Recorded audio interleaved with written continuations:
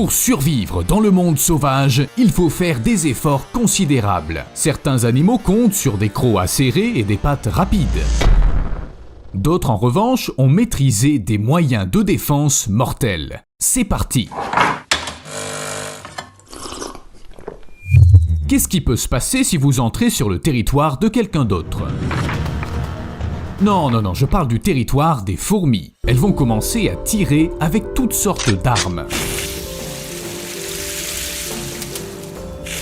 Alors non, les fourmis n'ont pas encore inventé l'artillerie, mais ce qu'elles ont est encore mieux. Vous avez probablement entendu parler de l'acide formique.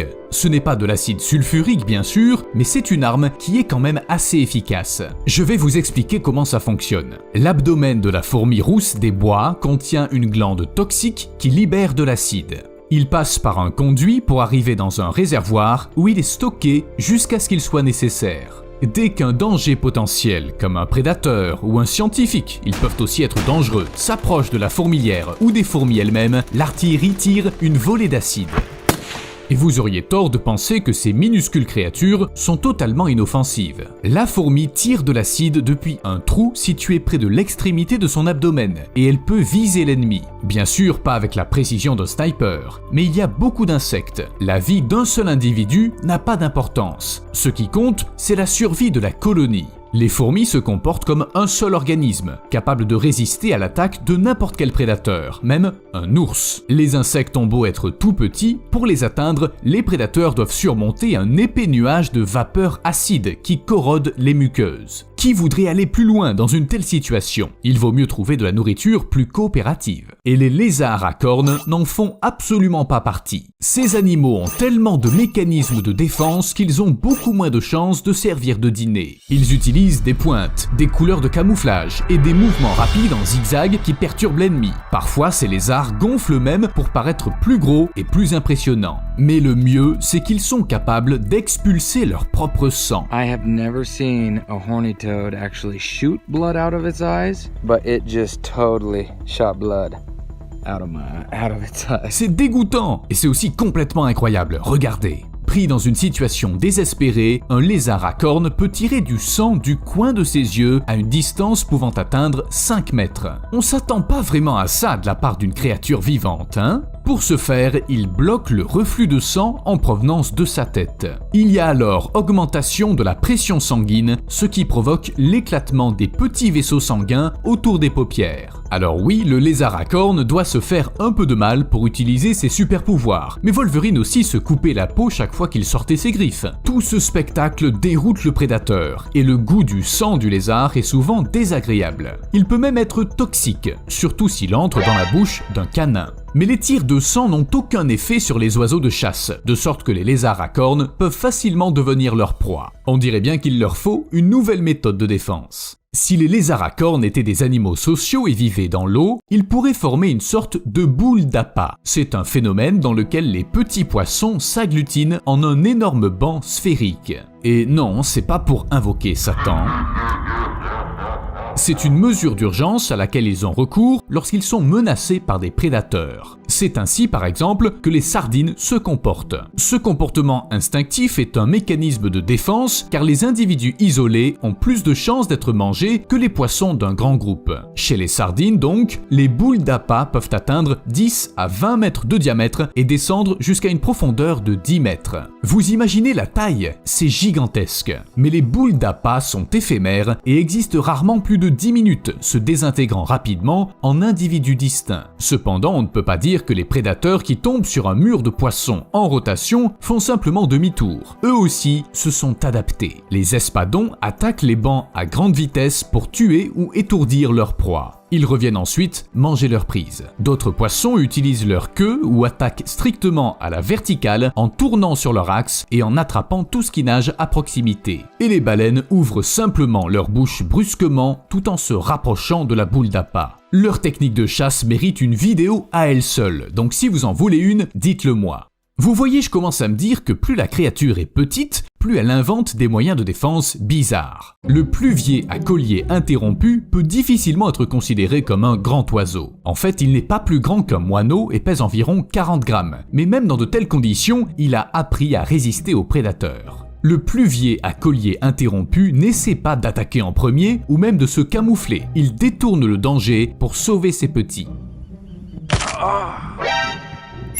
Si un ennemi s'approche, l'oiseau adulte fait semblant d'avoir un problème avec ses ailes et s'éloigne du nid, détournant ainsi la menace de la couvée. Vous voyez, il fait semblant d'être si gravement blessé qu'il deviendra une proie facile. Et quand le prédateur est suffisamment éloigné du nid, l'oiseau s'envole et retourne vers ses œufs. Je me demande combien de fois ça peut fonctionner avec le même prédateur. Distraire l'ennemi est une stratégie comportementale assez compréhensible. On ne la trouve pas seulement chez les oiseaux, et les araignées Cebrenus reichenbergii sont considérées comme uniques en leur genre, parce qu'elles sont les seules à fuir leurs ennemis comme ça. Cebrenus reichenbergii ne vit qu'au Maroc. Contrairement à sa parente de Namibie, l'araignée roue d'or, qui en cas de danger peut se mettre à rouler sur les dunes, l'araignée marocaine utilise ses pattes pour cela et peut rouler non seulement vers le bas, mais aussi vers le haut et même contre le vent. C'est une araignée ninja ou une araignée gymnaste comme vous préférez. Atteignant une vitesse de 2 mètres par seconde,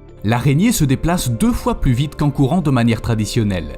Exactement ce qu'il lui faut si elle aperçoit une autre araignée, une solpuga ou un humain soudain à proximité. Si je voyais une solpuga, moi aussi je me mettrais à rouler. Au fait, la découverte de cette espèce a influencé les développements en biomimétique et a donné lieu à un robot expérimental qui se déplace de manière similaire. On pense que ce robot peut être utilisé dans l'agriculture, au fond de l'océan ou même sur Mars. En gros, il va pouvoir rouler partout. Et puisqu'on parle de toutes sortes de créatures rampantes, voici les vers rubans. Et les vers rubans semblent être une sorte de parent terrestre très éloigné de Venom. Quand on leur appuie dessus, ils crachent ce qui ressemble à de la bave blanche, qui prend immédiatement vie. Ouais, vraiment, regardez, ça bouge, ça bouge. Bon ok, en fait, ce n'est pas juste de la bave. C'est un de ces organes internes qui est utilisé pour la chasse. Normalement, les vers rubans lâchent leur proboscis pour attraper leur proie, et la bave qui la recouvre paralyse la proie. La seule chose qu'il lui reste à faire est de tirer et déguster. Mais parfois, les vers rubans utilisent le même principe pour se défendre contre un prédateur. Surtout parce que pour certaines espèces, c'est la seule chose qu'elles peuvent faire. Maintenant, retournons sous l'eau. Regardez ce crabe, et plus précisément, ses pinces. On dirait des gants de boxe qu'il porte en permanence. Pourquoi ? Parce que ce mec est toujours prêt à se battre. Allez, un par un.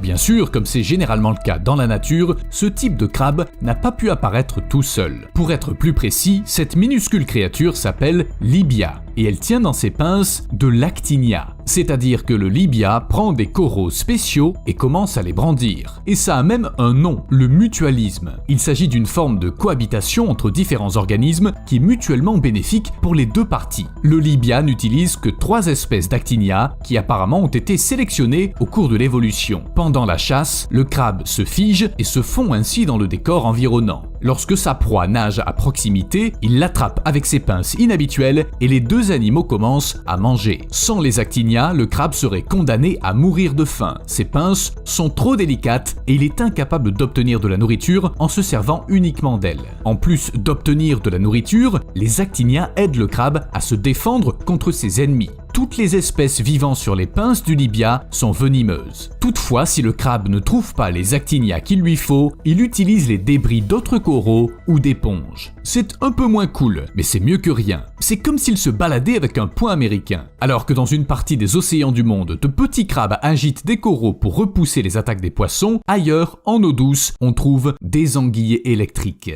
C'est peut-être l'une des espèces les plus célèbres utilisées pour l'intimidation. Requin, piranha, anguille électrique, choisissez le plus effrayant pour votre film d'horreur. Mais contrairement aux 2 premiers, les anguilles sont vraiment à craindre. L'anguille électrique assomme ses ennemis et ses proies avec des décharges électriques pouvant atteindre 600 volts.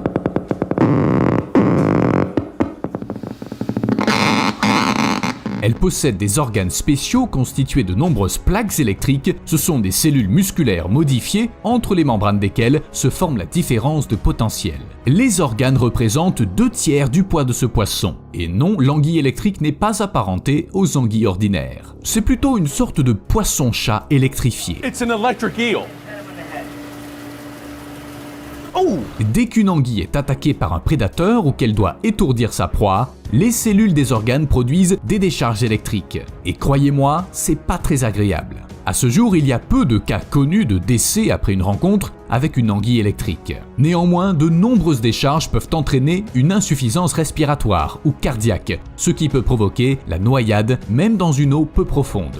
Mais l'un des moyens d'autodéfense les plus étranges et probablement les plus effrayants est utilisé par les abeilles japonaises. Le principal ennemi de ces insectes, c'est les frelons qui attaquent et ravagent les ruches. Un essaim de 30 frelons peut détruire une ruche entière de 30 000 abeilles en 3 heures environ. Et les abeilles ont appris à se défendre. Lorsque le premier frelon s'approche de la ruche, les abeilles ouvrières se précipitent et laissent le passage ouvert, permettant au frelon de se faufiler. Une fois le frelon à l'intérieur de la ruche, les abeilles entourent l'ennemi, formant une boule d'environ 500 abeilles. Il est impossible d'en sortir. Les abeilles qui composent cette boule utilisent leurs ailes pour pousser vers l'intérieur l'air réchauffé par leur tension musculaire, de sorte que la température autour du frelon atteint souvent 47 degrés Celsius. Et comme la température maximale que peut supporter un frelon se situe entre 44 et 46 degrés Celsius, ce prédateur meurt, littéralement cuit à l'intérieur d'une boule d'abeilles. Les abeilles, en revanche, sont capables de résister à des températures allant jusqu'à 50 degrés et restent donc indemnes,